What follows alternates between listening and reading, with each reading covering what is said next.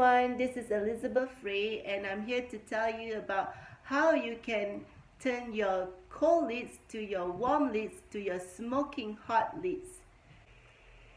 Hey guys, my name is Elizabeth Frey and this is my video series on 10 ways to easily get your clients. Okay, so that you can make more sales and more bookings without paying for ads. So we'll start with your cold audience. So what is cold audience? Cold audience are people that have no awareness of who you are. So they have no awareness what you sell or who you are. So they really do not know you. Now, I have drawn a funnel. This is like a funnel, okay? Let's go through the buyer's journey. The buyer's journey, they go from cold to warm to smoking hot.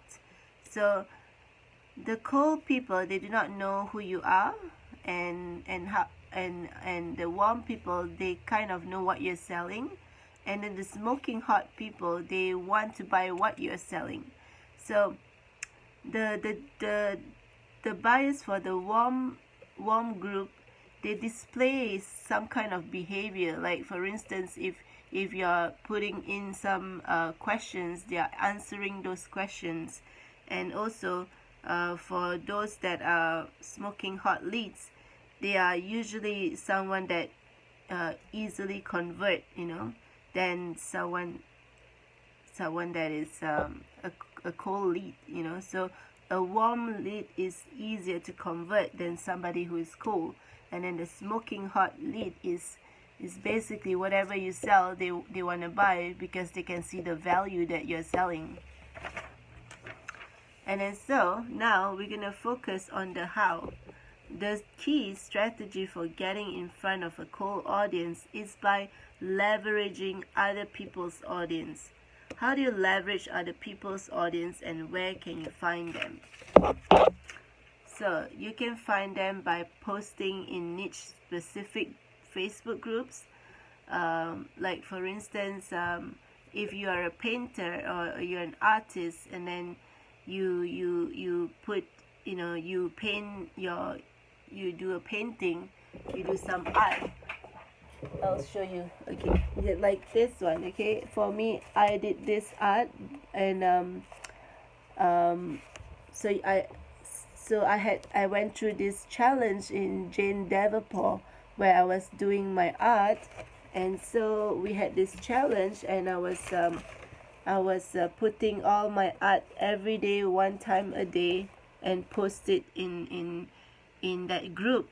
So because of that, I began to have a lot of comments and people liking my contents, and eventually make a lot of friends. So that is one part of it that you can do. If you're an entrepreneur, you can comment on each other posts, like in a specific group, depending on the rules of that group. You can comment on people's YouTube videos, and that's how you get your leads, because you position yourself as a leader or an expert, and also you contributing to by commenting, you're also contributing, and sharing your experience, or even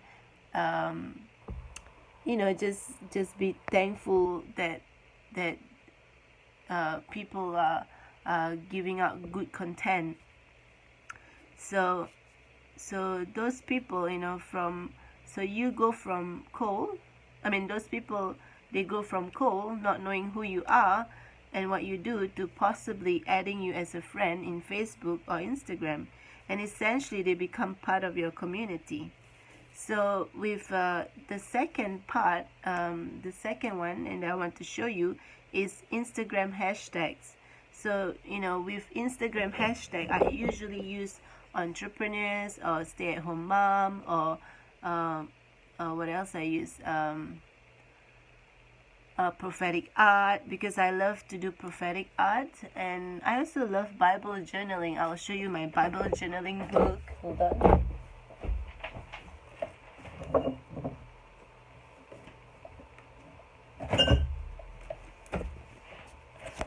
So if you are the type of person who do Bible journaling, you can actually post on the Bible journaling group about your art, so these are the stuff that you can do. And with the hashtag, I never do Bible journaling for the hashtag, but maybe I will one day. I will tell you about that later, okay?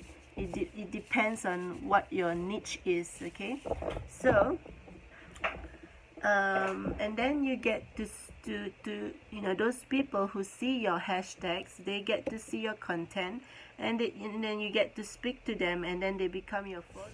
And then the third one is actually tagging your friends. But this part, when you want to tag your friends, you need to ask for their permission to see if they are okay to tag, because you do not know some of the people that you tag. They are doing the hard work as well, and they use their Facebook profile to as a business, and so you need to ask their permission if they are okay to tag your photos or your videos too. You know what I'm trying to say. And then there is also live streaming guests in Facebook groups. So you could go to other people's groups, and be a guest. I haven't really done this, but I've seen other people do that. And and some entrepreneurs that I've seen, they go to another people's Facebook group and be a guest there. And one of the most powerful ways to take something from cold to warm is exactly doing that, to be a guest in other Facebook groups, and doing it in that group, meaning that the host allows you to speak, because the host and then so what is a cold audience? Cold audience are people that have no awareness of who you are and the problems that you solve, or the solutions that you can bring to them for their business or to transform their life. And what are warm audience? Warm audience are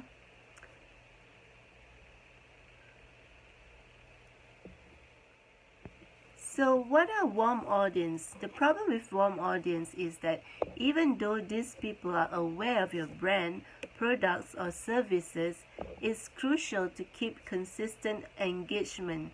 Otherwise, they will forget about you and go back to the cold zone. So the thing about having this warm audience is that consistency is the key. You need to be consistent in your marketing.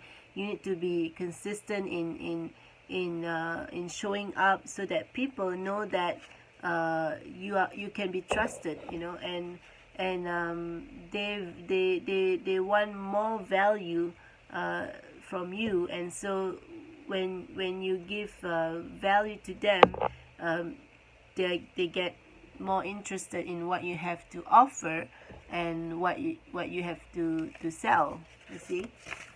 And the goal of your warm audience is that you need to build that trust so that they move up to the next stage of the buyer's journey.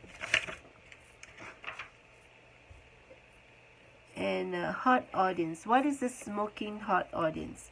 A person who matches your ideal client profile and has indicated that they are ready to have a conversation about buying your products or services. So your smoking hot audience are those people that like and trust you, and they have probably attended some of your trainings, and they are ready to buy whatever you sell. So these are the smoking hot audience.